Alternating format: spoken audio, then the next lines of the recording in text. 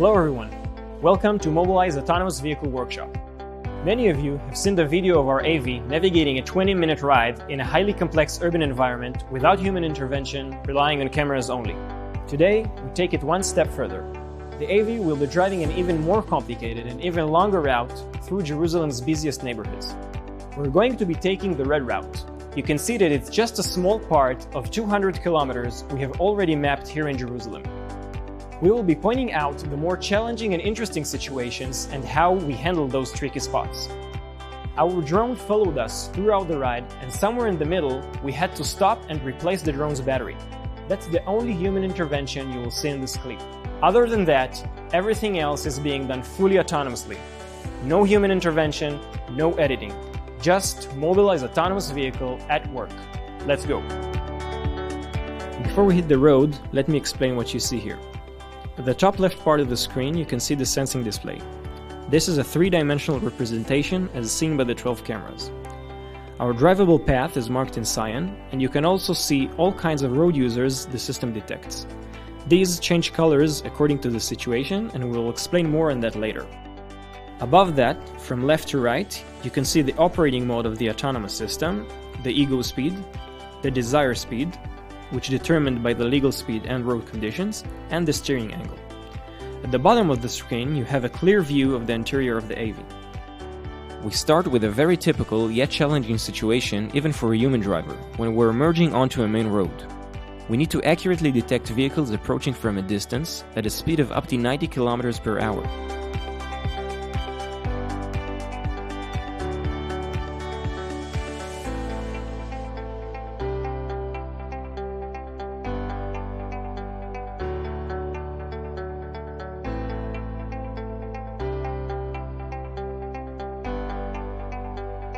Up ahead there is a construction zone that is partially blocking the right lane, and you can see how the vehicle veers slightly to avoid it. You also see the object detection represented by red dots in the sensing display.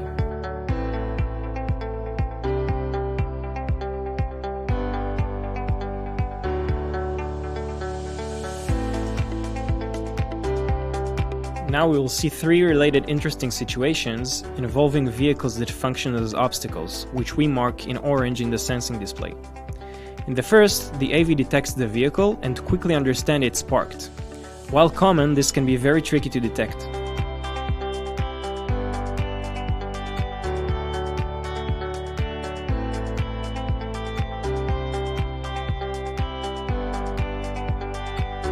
With the truck, we see the same situation again.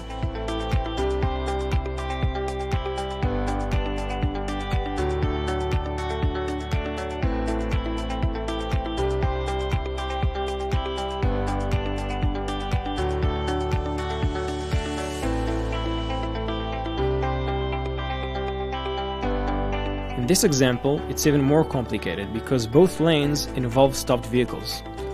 Once the trailer is classified as an obstacle, the AV then has to merge into dense traffic.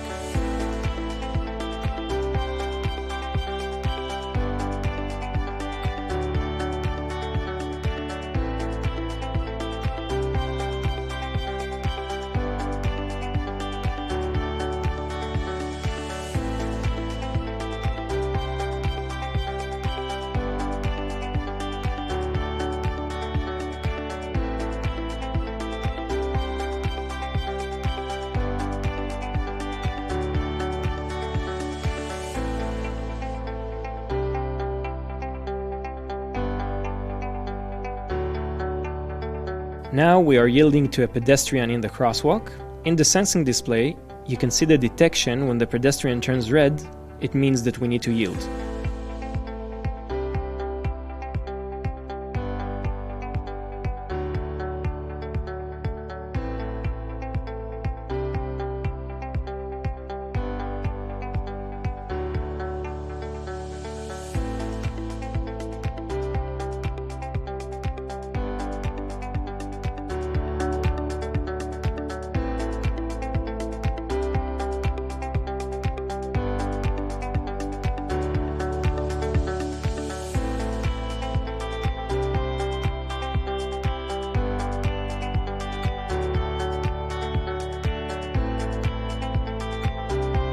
Here we are changing lanes to the left because we detect a number of parked vehicles in the right lane.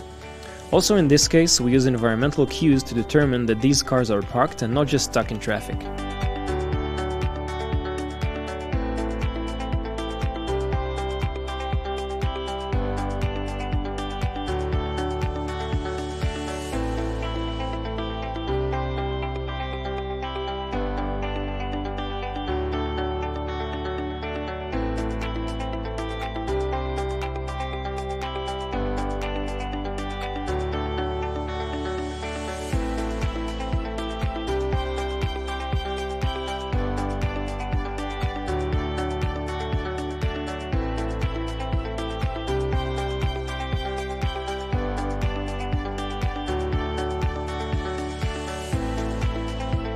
The upcoming truck is protruding into our lane. You'll see that we slowly advance so we don't cross the solid line.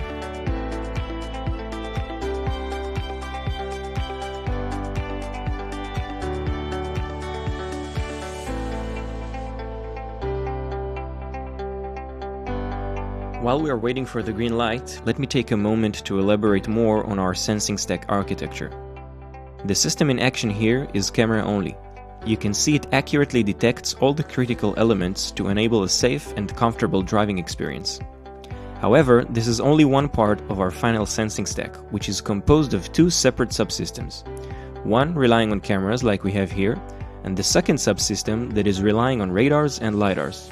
The goal is to achieve full self-driving capabilities with each of those subsystems, such that our driving policy mechanism will eventually be fed from two completely independent environmental models. We call this concept true redundancy. While it's much harder than fusing three sensing modalities into one environmental model, the reward is huge. We significantly reduce the validation burden and achieving unparalleled safety and robustness.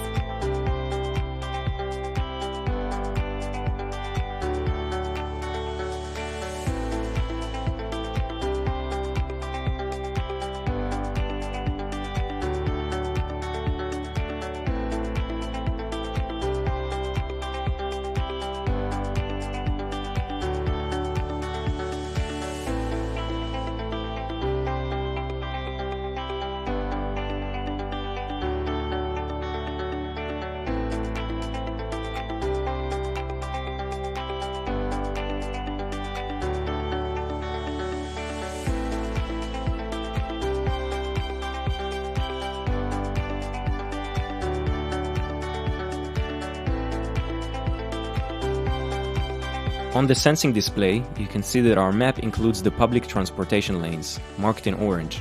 Later on, you will also see the light rail lanes marked in red. High-definition mapping for autonomous driving demands not only high accuracy and richness, but it also must be updated with an ultra-high refresh rate. To address this challenge, we have developed the Road Experience Management technology, which is a crowdsource-based, automated high-definition mapping technology. The concept is simple. We harvest data from series production vehicles equipped with Mobileye's ADAS technology. This data is being aggregated in the cloud, anonymized, and processed into HD maps like you see here. Then we send it back to the autonomous vehicle. We're basically leveraging Mobileye's strong ADAS position to build and maintain a near real-time HD map without the need for extensive manual labor and a dedicated fleet.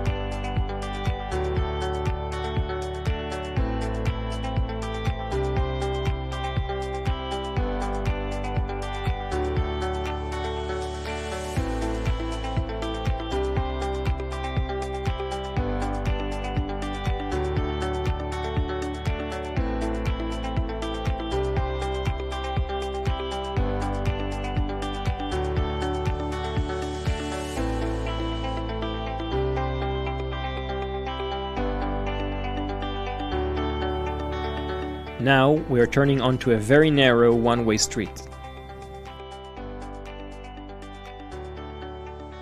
At this point, the AV detects a pedestrian and waits to see if he's going to cross the road. once the system realizes that he's not intending to cross the street, the AV advances. You can also see how the pedestrian's color coding in the sensing display changes accordingly.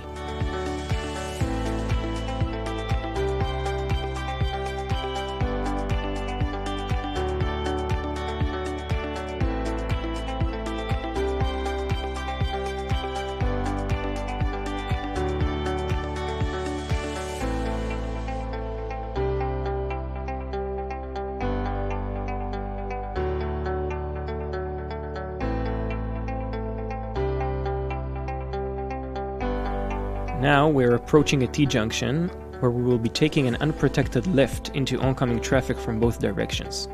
The AV inches slowly into the junction, and once other drivers yield to it, the AV manages to complete the turn.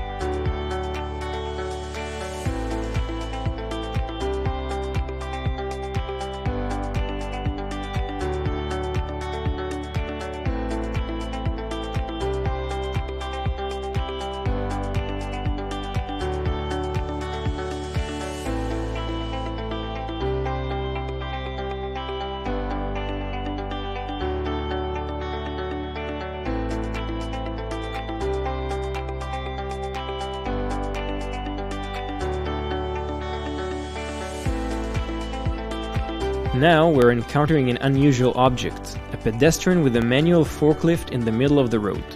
You can see from the sensing display that both the pedestrian and the forklift are detected, and how we are naturally maneuvering around them.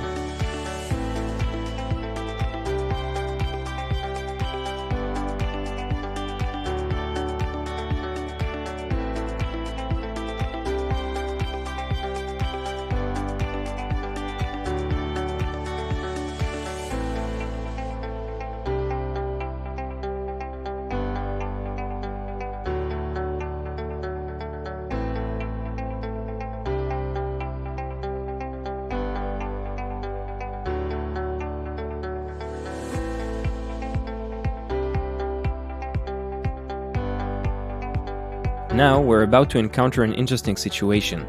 The truck ahead of us is blocking the lane without a clear indicator like hazard lights or traffic cones. The AV is not sure whether this truck is standing in traffic waiting for the green light or if it's an obstacle, but you can see it happens rather quickly.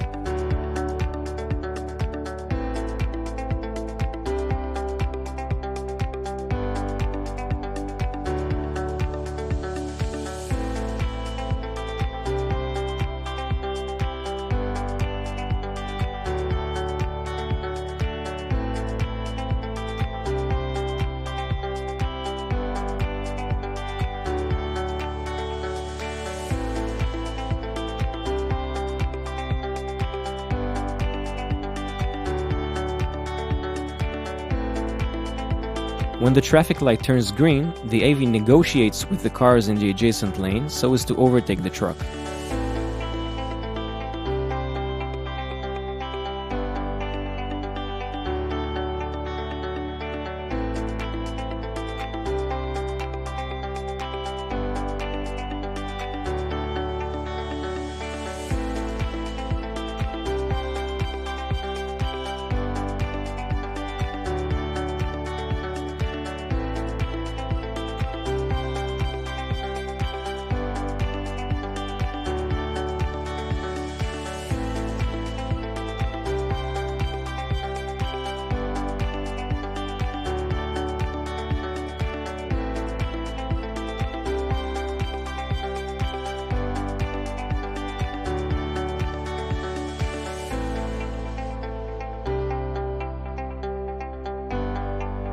Now we will see how the driver takes control in order to stop the vehicle in the bus station so that the drone operator can replace the battery.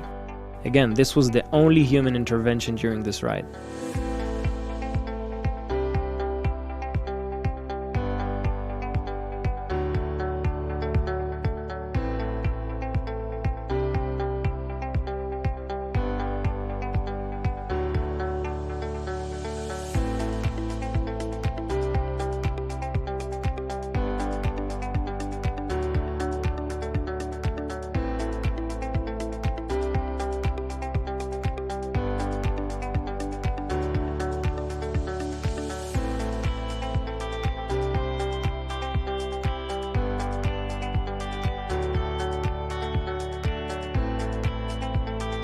And off we go again.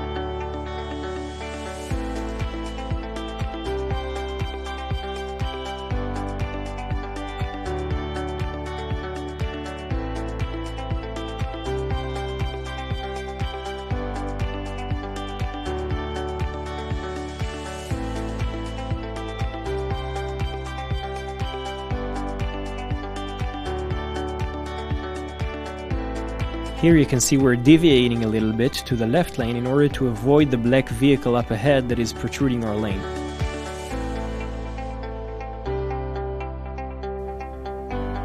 Now, the two lanes are merged into one as we approach the roundabout. Notice how the AV is assertively and politely pushing its way in.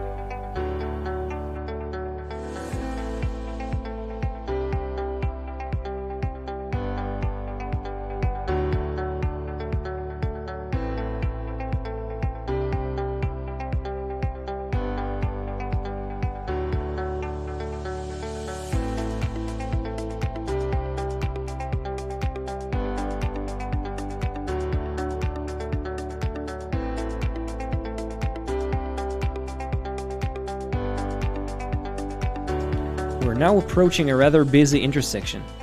You can see that despite the crowded scene, the system senses that the left lane is moving slightly faster and thus naturally decides to change lanes.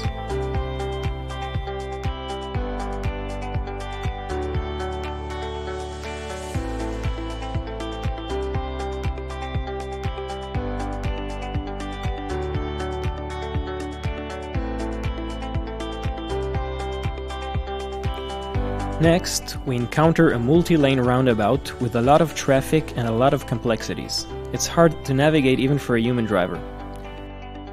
You can see that we are driving in the inner lane because we want to take the third exit. As we approach our exit, a vehicle in the outer lane enters, intending to continue straight. You can see how the AV firmly and safely pushes its way out of the roundabout and even yielding to a pedestrian.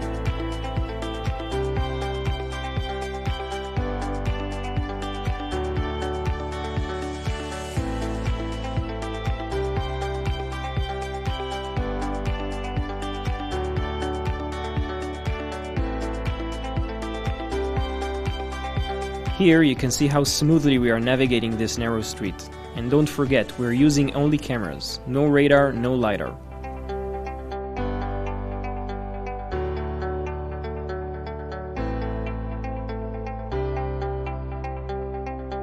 Here you can see this double parked vehicle up ahead that we will need to navigate around. You can see that even the human drivers ahead of us are struggling to navigate this one.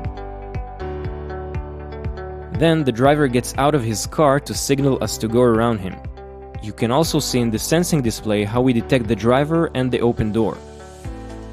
Once he gets back in to give us more space to pass, the AV is able to continue. Before, it was just a bit too narrow. This is a demonstration of how effective and robust our short-range sensing is. Again, only cameras.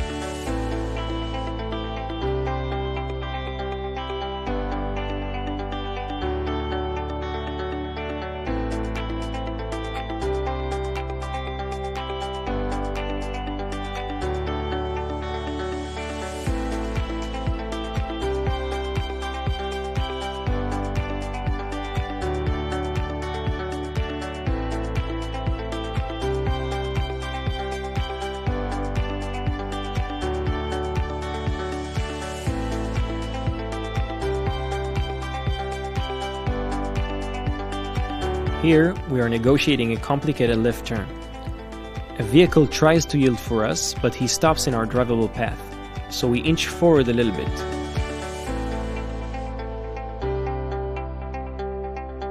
Once there's a small window to take, the AV completes the turn.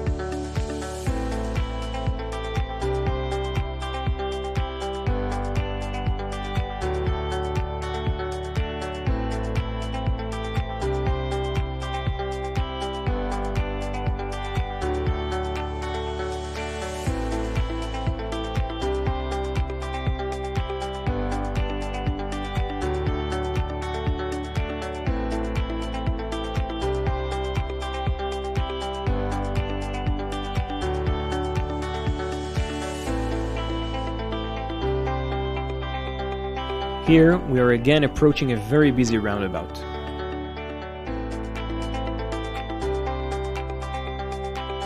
You can see that we are yielding to the first vehicle in the traffic circle, and the second vehicle yields to our push.